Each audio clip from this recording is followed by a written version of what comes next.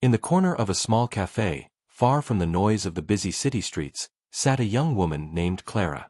She had just turned 25, but there were no balloons, no music, no crowd of friends or family. Just a plain cake with 3 small candles that hadn't yet been lit. Clara had been paralyzed since a tragic accident years ago, and though her father was one of the most powerful CEOs in the country, she had grown used to quiet, lonely birthdays. Still, she sat there, looking at the cake as though it held memories from a different time, memories of when she wasn't alone. From the side, her expression told the story she never spoke out loud, the faint, wistful curve of her lips trying to hide the truth in her eyes. She glanced toward the window, watching strangers pass by, laughing and holding hands. Life went on for them, but for Clara, birthdays had slowly become just another day on the calendar. She told herself she didn't mind, but the heaviness in her chest told another story. The bell above the café door chimed, and in walked a man in a gray jacket holding the small hand of a boy no older than 7. The boy's hoodie was bright red, and in his other hand, he carried a small paper bag like it was something precious. They scanned the café, looking for a place to sit. Clara barely noticed them, but fate had already noticed her.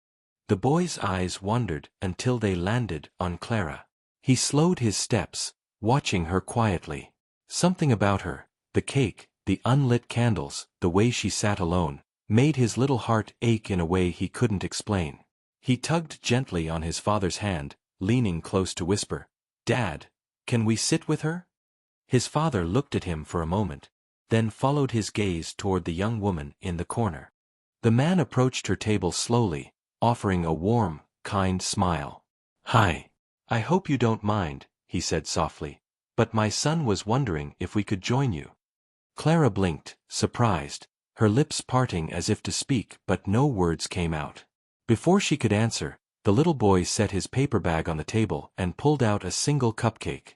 He placed it gently beside her cake, lit a candle, and grinned.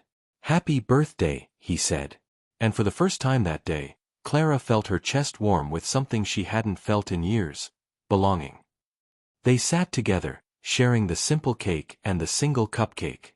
The boy laughed, telling her little stories about his school.